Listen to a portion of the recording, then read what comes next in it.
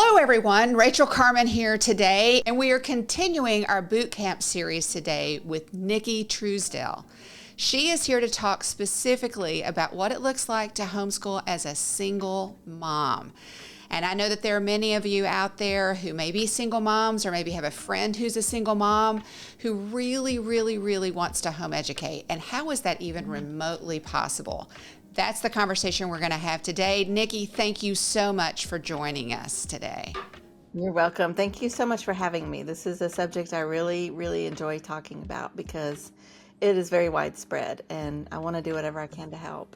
I'm so glad to hear that because it's even becoming more widespread. I would say we home educated for 26 years, and in the beginning, I didn't know any. But over that span of time, more and more came into this situation.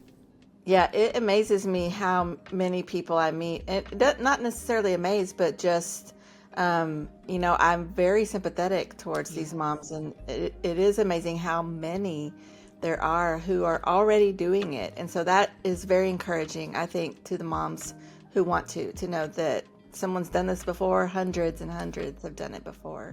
Yeah, I think that's true. And I've seen too, and maybe you can speak more to this as we go on. I've seen people who were homeschooling and then became single moms for a variety of reasons.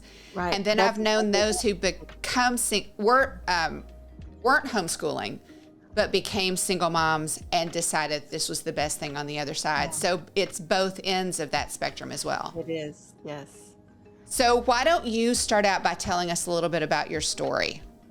Okay, well, first of all, I have 5 children right now. I'm done, actually, so it'll always be 5.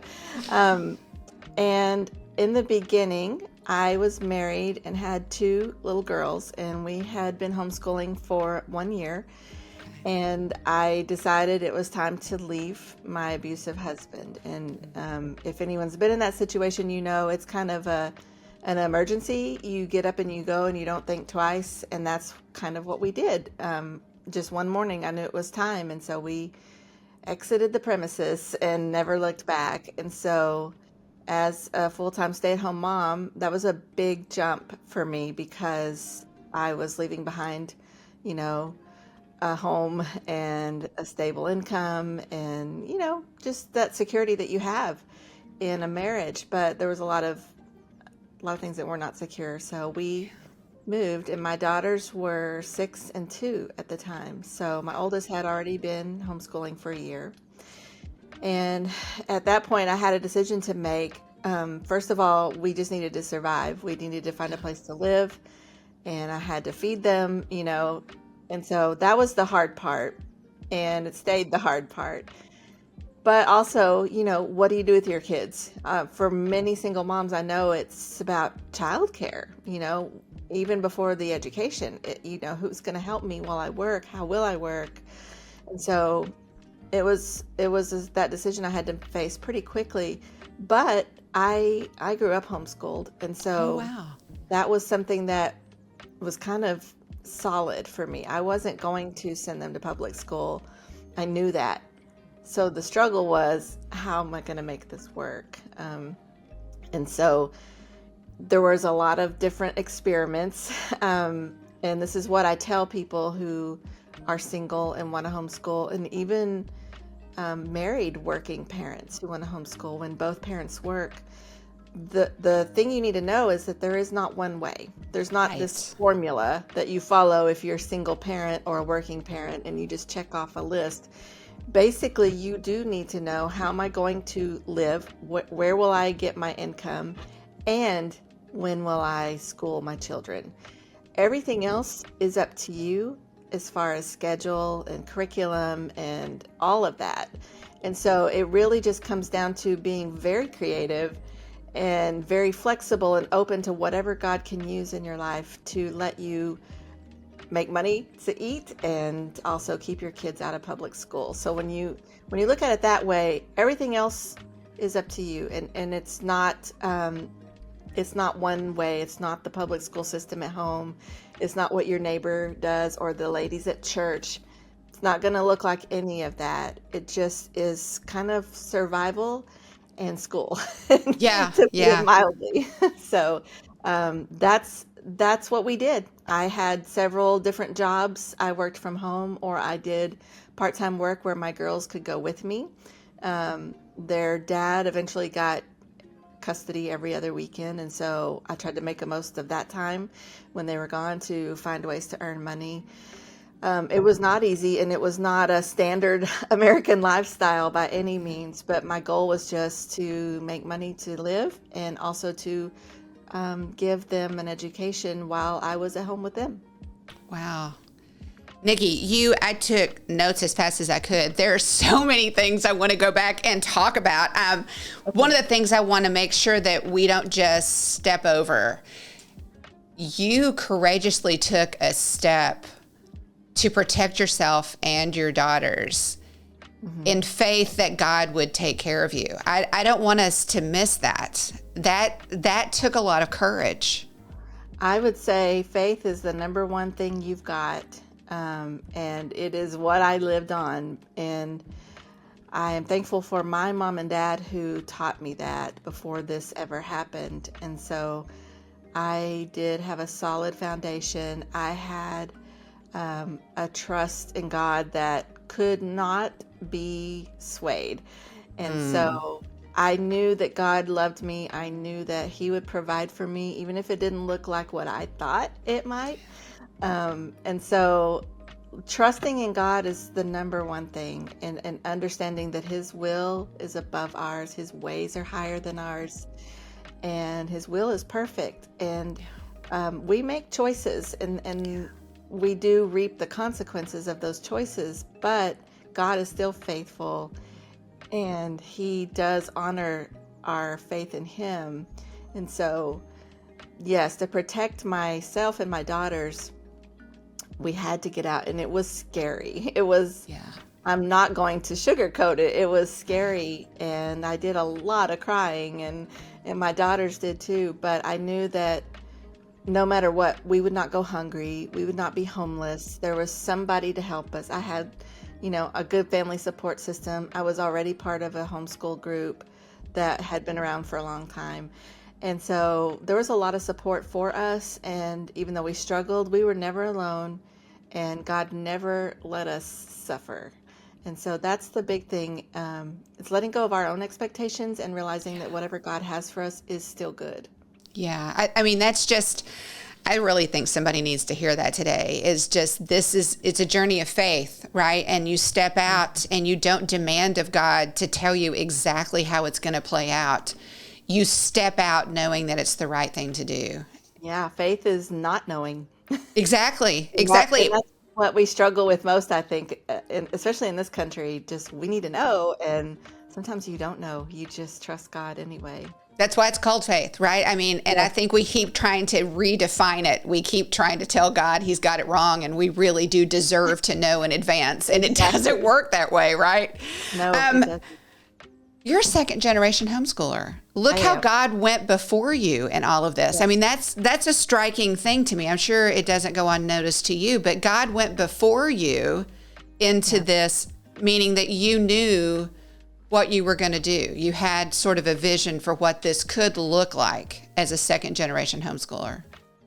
Oh yeah, absolutely. Before I ever even finished my homeschooling, I knew that's what I was going to do with my future children. And so I still went down the career path, not really thinking that through. But then as soon as I had my first child, I thought, well, I have to stay home with her.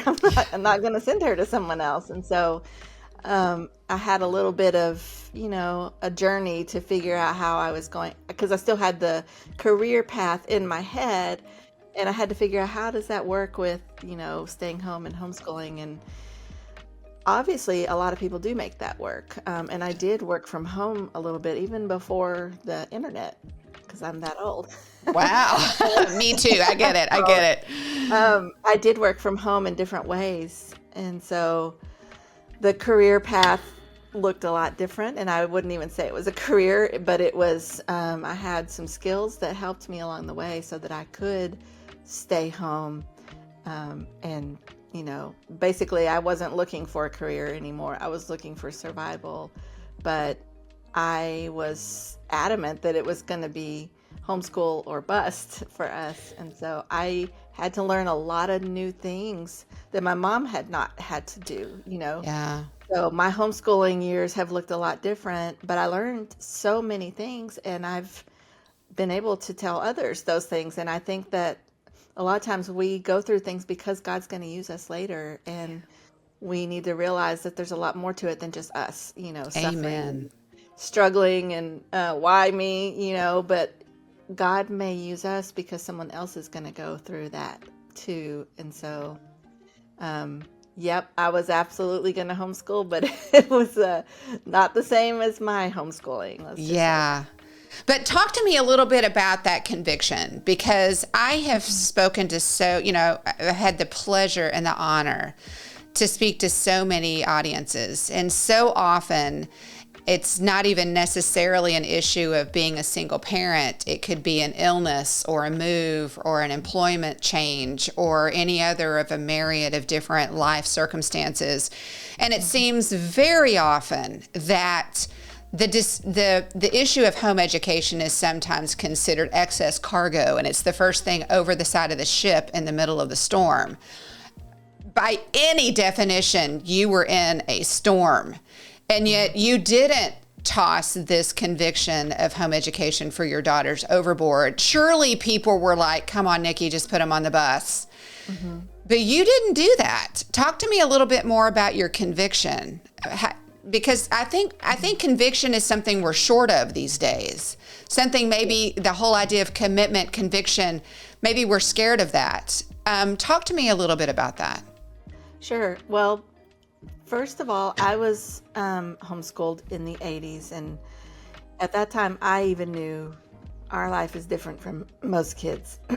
And so, excuse me. So we were very separate from the world. And it was a good thing. And obviously at the time as a kid, I knew that my friends were allowed to do things I wasn't. We didn't see everything on TV. We didn't have a TV. So we were definitely set apart from the world. But what we did have was parents who spent time daily with us in the scriptures. We were a very active part of our little church. And so church life was our social life. Yeah. And even then, we were using Christian curriculum that pointed us to God in every subject, in science and history and math. And so I could see, even as a teenager, the difference in that upbringing and how special it was, how important it was. And so as a mom, I wanted that for my kids. And so even through the divorce and the starting over as a single mom, the conviction to raise my kids separate from the world didn't go away. In fact, it never occurred to me to send them to school. The only reason I struggled with that was because of others, and so I was not going to. It just wasn't going to happen. And so I was just in that place where I said, well, what do I do now? God, how's this going to work? And instead of, I'm going to send them to school, unless you give me another option, God, I just knew that this is all there was. And I am so thankful I made that decision. And that was 22 years ago. Wow. And my daughters are thankful that I made that decision. They are adults now. And despite the struggle, it was worth it. And that's what I want to tell people, that I don't think about the low income we lived on, or, staying in other people's houses, or doing without everything. I don't think about that anymore. I see my daughters and I see that they are very well adjusted, that they got a home education and not a public school education. And it didn't matter that it didn't look like 8 to 3 and school books at a desk, and all of those things. It was very random and sporadic for many years. And I mean, sometimes I couldn't afford school books because I couldn't afford food.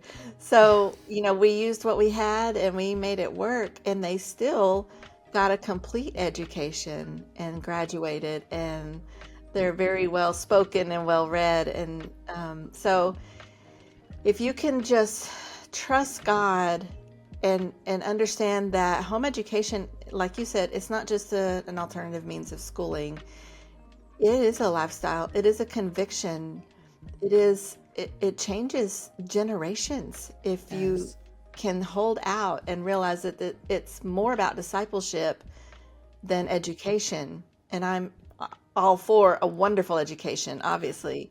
But even more than that, it's about discipleship. And that actually includes the education and the materials and the Yeah. worldview and all of that. And so I felt like it was worth sacrificing, maybe a nicer house and a steady income to give them that. And so I Yeah. encourage other parents. And it wasn't just single motherhood that was rough. We were very low income for many years. I did remarry and have a wonderful husband, but with him, we went through a couple of financial struggles. Even after we got married, we moved multiple times. I've had migraines my whole life, so there's that illness that definitely gets in the way. So many different circumstances that happened even after the single motherhood was no longer an issue that would make you say, oh, I can't homeschool anymore. Yeah. We're going to have to let something go, and it's going to have to be homeschool. That was never, ever an option. And so instead, we figured it out Yeah. one day at a time. Yeah. I just think that's what resonates to me, that your faith and your conviction, that you did not compromise on your conviction. Because I just believe in our culture today, everything's up for compromise, it seems, anymore. And I think is. what you did was, you actually, in a remarkably insecure circumstance, I think you would agree, you don't have a home, you don't know where you're getting your next meal, you don't know, much less curriculum or books or anything like that. Yeah. You gave your daughters security, because they didn't have to wonder if you were going to stick them on a bus or you were going to put them in with somebody else. They knew that you were going to be their go-to. That's That was huge. a big deal to me. I didn't want to uproot them from their home and their dad, and then also put them in the care of strangers all day, every day. Right. I just felt like that was way too much for them, especially at their age, because I had a 2-year-old, so she didn't go to school, but she would have needed daycare. Right. And so that was definitely on my mind, that I can't just also uproot their entire day every single day at this Yeah. point. So Yeah. I didn't. I commend you for that, because I think that is key. I think too often we think that establishing security necessarily means institutionalization, Yes. the public system. And you're saying, yeah, no, there was more security in your circumstances, knowing that your girls could know that they had you, even though every day might look different, right? Yes. Right. They didn't need what the pseudo security might have been with a regular bus schedule or bells every 45 minutes. They needed think their mom. Right. I think it's just the American way. Public school Yep. is the American way. And so most people do automatically revert to that and think, well, at least that's taken care of for me. The kids are cared for, they're educated. But you and I know the education is questionable at this point, Yes. and the care is too. And so it's a whole other set of circumstances. It's just a new set of problems that you're getting into. Yeah. And so it wasn't, I already knew that. Growing Yeah. up in a homeschool family, I already knew that that's not the option that we wanted. It was Yeah. not a question, but I still had to defend it a Sure. lot, Yeah. because it was, there weren't a lot of single moms doing it. Now, my aunt also did homeschool as a single mom when we were homeschooling. So my cousins were homeschooled at the same time in the 80s. And I mean, I had that example already set too, besides Yeah. just being homeschooled myself, seeing that she did it, and she did it Yeah. the same way. Just the struggle, very low income, but it didn't matter. And just kept going, just kept trusting in God. And A lot of people, this is what I get on the internet a lot. Well, I'm glad you had the privilege. And I would say it was a privilege to be able to make that decision. But when they're talking in terms of privilege, they usually think, well, you had it good. You had plenty of money, a house to live in. And I just laugh because they don't know. They don't know the times that I would wake up in the morning and wonder if I was going to have a way to drive my car somewhere because there was no gas in the car. Right. And then when I would pray, a relative or a friend would just out of the blue show up with gas money or groceries. I wrote these things down because it was so miraculous to me how often it happened. But I had to live on faith, sometimes day by day, not knowing what tomorrow was going to bring and wondering if I could put gas in the car, things like that. Yeah. And so it's a privilege to have the opportunity to even try it, but privilege in terms of comfort, I did not have. And No. it didn't matter, and it certainly doesn't matter now. And I will say, my credit was ruined. I had no Wow. possibility of ever having something over a poverty level income. But all of those things can be changed. We look at the situation and think, oh, my life is over because, of this one problem. But we forget that God does change things, and it's not the end. And I knew then this is not the end. Things can get better, and they did get better. They absolutely did. It took years, took a lot of praying and a lot of faith, but God provides and He is faithful. And my idea of better wasn't always God's idea of better. Boy, that's true. That's so And true. my faith grew so much during that time, and that faith that grew then has kept me going these last 20 years when anything else comes up. I've told my husband, I feel like I've been through the absolute worst that there is, so very little scares me anymore. Yeah. Well, so yeah. That's kind of a gift. It is a gift. And I think the gift that you gave your daughters, right? Mm-hmm. Not just of home education, but seeing your faith walking through all that. And I, we've talked about the faith component, how you stepped out courageously. We've talked about this conviction that was sort of driving your faithful decisions, the trusting in the faithfulness of God. But there's something else that you said that I think is so powerful. And I think this is a universal truth, not just with single moms, but certainly with single moms. We can get into our head that there's one way to do this. And if I can't do it that one way, then, well, never mind.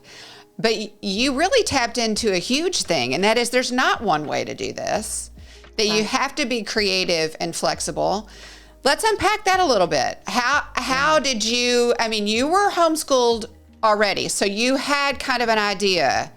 I don't know how structured that was, but how did you take the conviction without the guilt of not doing it exactly the same? That might be hard. It was hard for me. I loved school growing up, and even in public school, I loved school, but it's very standard and structured, like you said. And our homeschool was very structured because that's how my parents were trained to homeschool by some friends.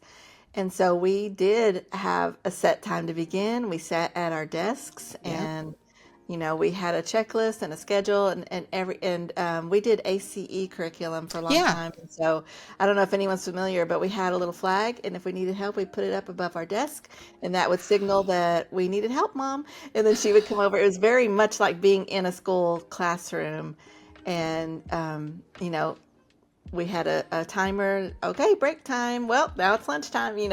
Very, very structured, and it worked for me because I was, I loved school, loved being a student, and so that's what I tried to do in my homeschool. And before the single motherhood thing happened, I already figured out that my daughter was not that way, and we struggled our first year because I was trying to use a very standard curriculum with all the subjects for kindergarten. We went all in.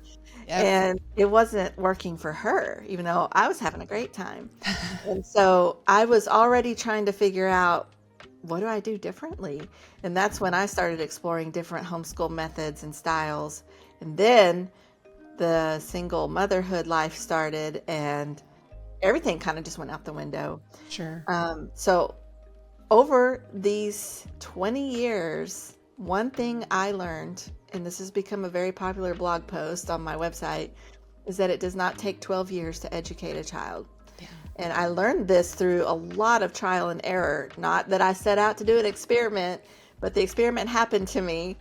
And with one child after another, because I was working or sick or broke, all these different things that keep getting in the way, we would delay school, or we would skip a subject different years. And lots of different things taught me that it doesn't take 12 years, but it means learning a subject, mastering it, and then going on to the next level. And that there's a lot of busy work in this world. And Exactly. it's not always necessary. But and then the other thing was that a parent needs to have some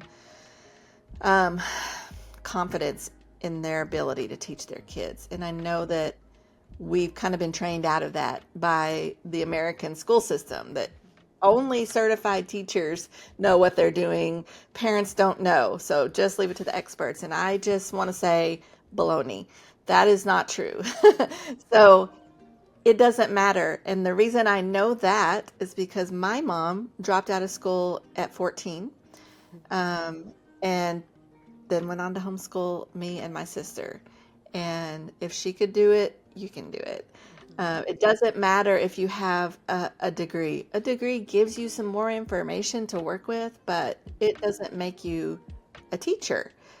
Being a parent gives you that automatic desire to give your kids, education, to just fill them with all kinds of things, just like before they go to school. We are so excited to teach them how to walk and how to eat and how to talk and, how to count numbers and all those things. And so if we have that desire and ability before they turn 5, it doesn't have to change after they're 5. And so having that confidence to say, you know what, God gave me these kids, I can teach them. There's a lot of material out there to work with. We can do this. That's key. But also understanding that there's so much in curriculum that is just meant to fill time and not necessarily meant to make the kids smarter or give them more knowledge.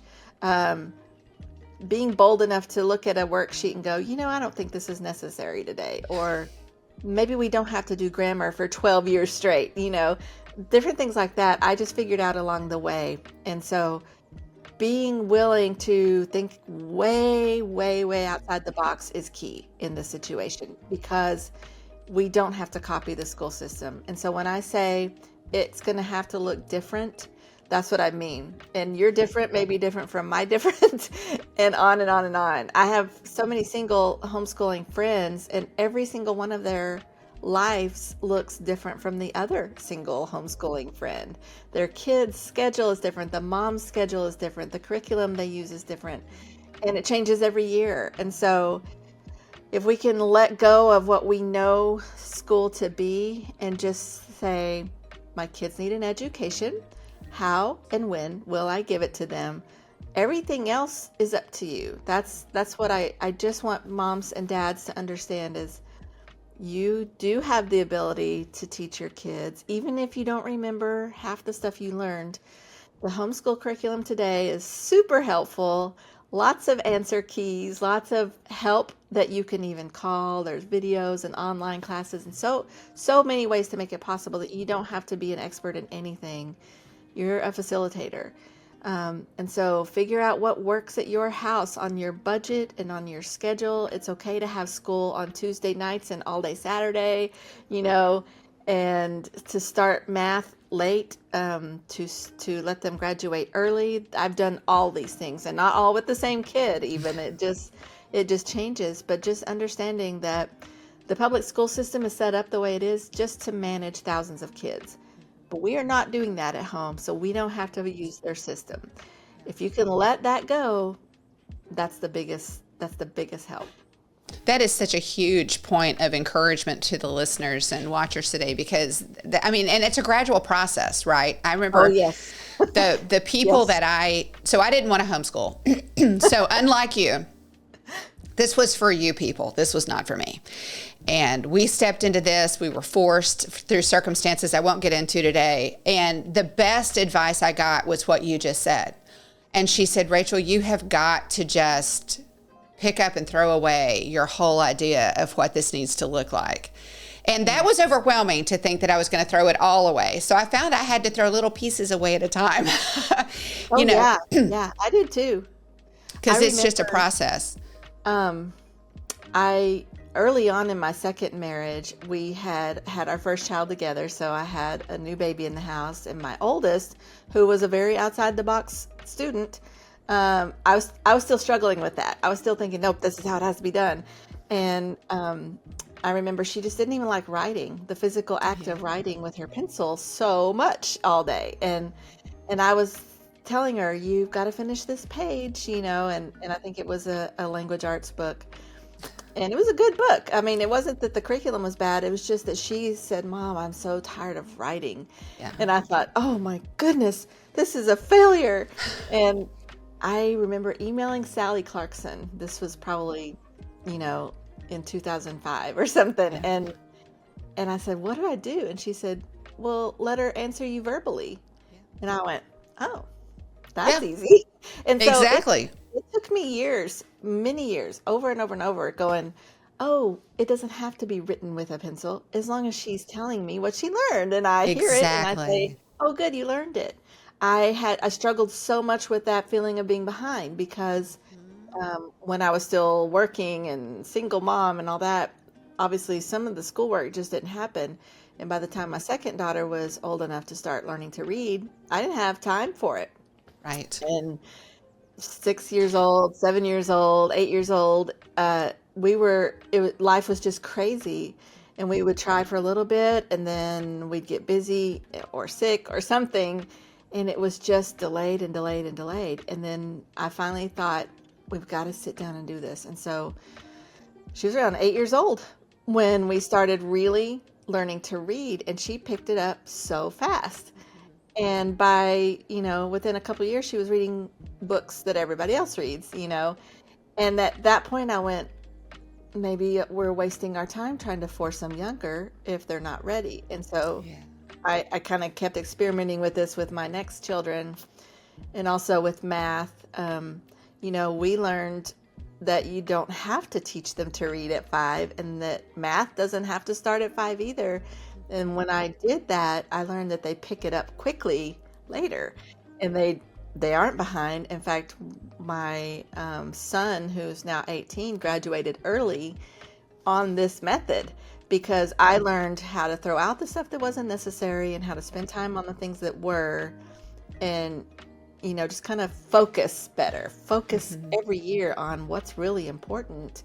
And it worked. And he finished everything a couple of years early. So that whole notion of being behind because the book says grade 3 and my child is now 10, that throws a lot of people. But I would also say just keep going forward. Don't worry about the number on the book or the grade level or the age, but if your child is consistently moving forward, that's what you want. And there are times when they'll slow down learning something, and there are times where they will speed through something because different concepts are easy and hard for different kids, and that's okay. Like all of that's okay, and that's probably what you need to tell yourself every day is this is okay. This is okay. Right. We're going to keep moving forward because it actually all works out in the end. Mm-hmm. No, you're exactly right. I mean, I think of all of these things, setting aside the academic, which I think sometimes we hyper focus on, and everybody loses that, right? We're so obsessed with making sure we tick every box academically. Right. Somewhat an arbitrary group of people decided our individual kids needed. We're so obsessed with that we miss all of the really super important things. I mean, I'm thinking of all of the things that I'm betting, Nicki, no matter whose curriculum you were using, I'm betting that these weren't in the curriculum objectives, but I'm thinking these are things that you taught your girls. You taught them about faithfulness. Mm-hmm. You taught them about conviction. You taught them about confidence. You taught them about flexibility. You taught them about being creative. I mean, you taught them all of these other things. All of these things undergirded all of the academic. Exactly. And that's just so much more important, because I think sometimes we think these things don't matter. And this is real life. This is real life. Well, another thing is too that when when I was single and raising them alone, I wasn't the only one that suffered. They struggled a lot with a lot of emotions, and so it was really important to me that they were with me when they went through these times, and would cry and be upset, or they'd be mad. All the emotions that kids have. Yeah. They didn't have to suppress it because they were at school. Right. They were home with me, and we could stop everything and deal with those emotions and those feelings and work through them. And that's a huge deal. And we've got a society that doesn't allow for that, because you've got to be on time to school. You can't miss. You're going to get tardies, and it'll affect your permanent record, and on and on and on. And instead, they were living life, and they were learning how to deal with emotions with me. I was there to help them through it. And, we could just go take a walk to the park because that's what they needed, and not do any schoolwork on a certain day. Or, we would just read stories together instead of getting out the math book.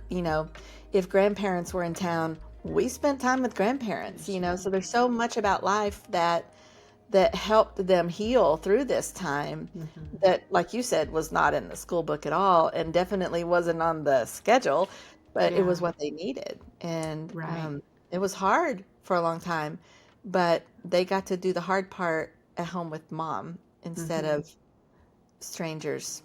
Yeah, I mean, what I'm seeing again, I think this is just a great conversation, because I'm also seeing you didn't try to shield them from the storm. You kind of walked into it with them. Yeah, I had no choice, really. But that's beautiful, because you prepared them, because they're going to have storms in their life. And they're going to run into friends that have storms in their lives. And they're going to be much better prepared to weather those real life circumstances, not because of any academic choices you made. I'm sure those were awesome, but because of the more important foundational things that you did with them. Right. And that's the key. To me, that's the key to home education is we are all obviously giving them an education, but it's discipleship and preparing them for the true real world. And, a lot of public school proponents will argue with me that my kids are not prepared for the real world. And I would say they're getting the same or better education that they would have at public school, but they're also being prepared as people, exactly, to trust God and or to think critically, so many different things. And so they're actually already living in the real world, because they go to funerals with us, they go to pay the bills with us, whatever, everything that my life is, that's their life too. They are already in the real world. Yeah. I'd say they're much better prepared after everything you've walked through than... I'll tell you something. We live in a kind of a small town, and a Schlotzky's came here recently, which the whole town was excited about. And I got a call from one of my friends who homeschools, and she said the manager is desperate for employees who will work, and someone told him, you got to hire the homeschoolers because they'll work. And she said apparently it's so bad that he's going to close if he does not get a whole new staff of employees.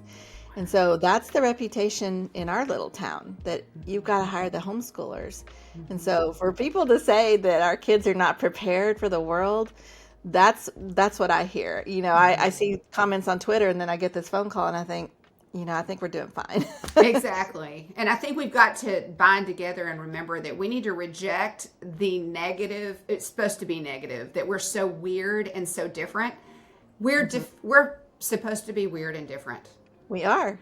We're not supposed to look like everybody else. We're supposed to live walking in the light on the narrow path and inviting other people to join us. That's what we're supposed to be doing. Nicki, I'm sorry. That's okay. Go ahead. It always makes me think the people that changed history, that made history, are the ones that were not going with the flow. So just remember that. Yeah, that's a great word. Could you pull us forward? How are things today? Where are things today? Where can people find you? Okay, so I have basically three grown kids, and my two youngest are still homeschooling. They're 13 and 15 now. No, yep. And so I'm all teenagers now, teenagers and Woohoo! adults, which is strange. It's a very different Mm-hmm. homeschool life, and I'm still not sure how I feel about it. My second daughter is married and has two kids, so I am a grandmother now. And that's fun. So I haven't gotten rid of a single book because now I have a grandmother library. And all of my kids at this point have no intention of anything besides homeschooling their kids, which makes me very happy. And they said they'd like me to help them, which makes me very happy. So I am very thankful for all of the struggles that I went through. I do want to make that clear because they have given me the faith to go through other struggles, to go through things that I did not think I could survive, and to trust God, to know that this life is temporary, that my life with God is eternal, and that big picture helps me to keep going. Because when your kids are grown, you don't stop worrying about their situations, and being a parent is not that much easier. But I still know, because of what I've already been through, that I can trust God with my kids. So where I am now, I wrote the book Anyone Can Homeschool based on all of those experiences, because I started trying to tell people that, and I was saying it all the time and typing it all the time. And my husband said, "Why don't you just write a book?" And so after I laughed about it for a little bit, I thought that is a good idea, because there's so much to say and so much to share. So I did. So I put my story in the book, but I also interviewed other parents that are doing the hard things, like special needs kids at home, or mom or dad, or maybe kids have chronic illness, or obviously single parents, working parents, no money, all those things. Everything that comes up and makes a person say, "Well, now I can't homeschool." I know people that are already doing that. So I interviewed them and I share their stories, and you'll see that every story is different and every method is different, because you are a family and not a school. And then the second part of the book is basically a how to get started and what to expect, and things like that. And so that's been very helpful for me to share, because it tells the full story in a way I can't do in a Facebook comment or whatever. And so I've also been blogging at nickitruesdell.com for about 13 years, 14 years. So there's a lot of content there that's for Christian parents, and mostly homeschooling. And on that page, there's actually a Homeschool 101 page for every question I think you could have. I've written about it. So You heard it here first. She has every question answered over on her every blog. single This one. is awesome. I'm so good. Where have you been? Thought of yet, but as often as possible, I add to that, and that's just a free resource to go to for people that want to start thinking this through. And I'm on Facebook and Instagram and Twitter. So, and your book, where can they pick that up? Over at your website? Would that be you'd have a link? It's on my website, and it's also on Amazon. It's on Kindle, and it's on Audible. So wow. Any way you want to use it, it's available. That's an awesome resource for our listeners, and even probably for a lot of people out there who just know someone in this circumstance. I have a lot of people buy it and give it, because they know somebody. So yeah, I totally think that I could see that being a great thing to do. As we are wrapping up our conversation, there are some of us that are not single parents but have friends, or maybe we've seen someone across the way and we suspect that might be what they're facing or their circumstances. What are ways that we can both practically, spiritually, emotionally support the single parent in our influence circles that maybe we wouldn't think of? What are some things that we could actually do to encourage and stand beside them?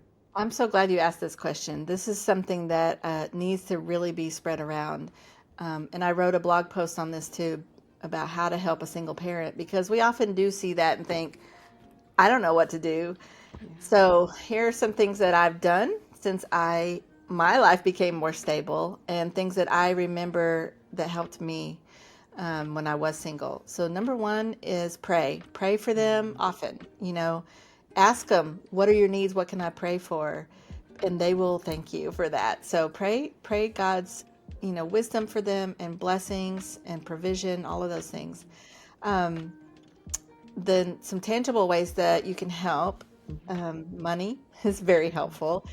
If you give them a gift card to a restaurant or buy their groceries once in a while, or say, can I help you with curriculum expenses or pay for their kids to go to co-op, or think of what if your income was suddenly reduced, how would your homeschool life or your life in general change?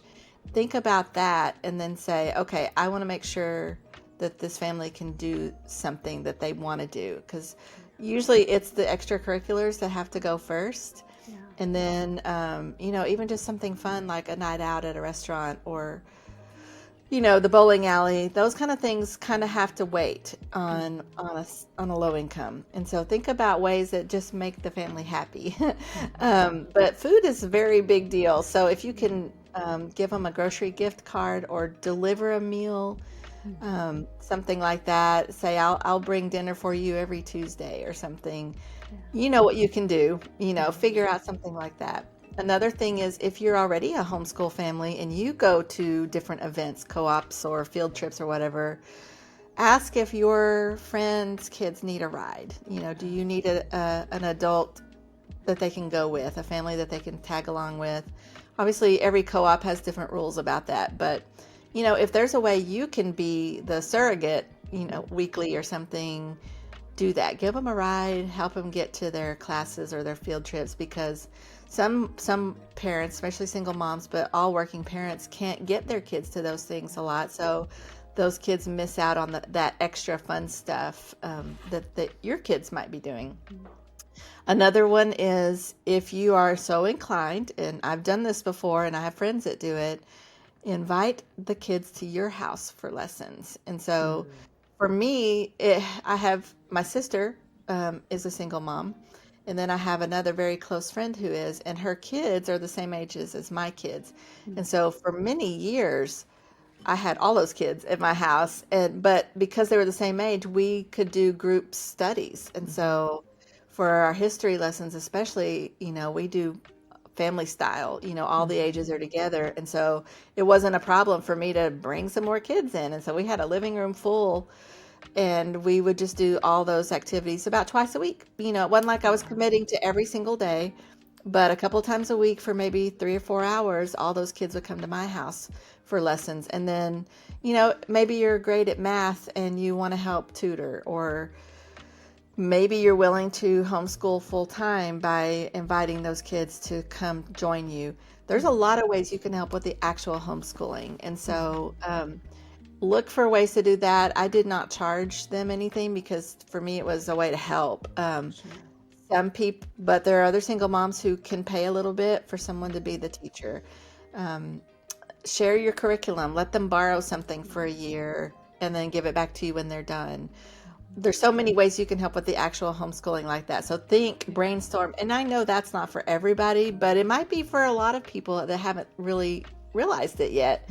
And it will take such a burden off of a working or single mom who knows who's got their kids and that they're getting some of that schoolwork done under somebody's supervision, and maybe they're not just sitting at home all day, using a curriculum that's on the computer. So and then if you are a pastor or an elder at a church, look for ways to open up your church.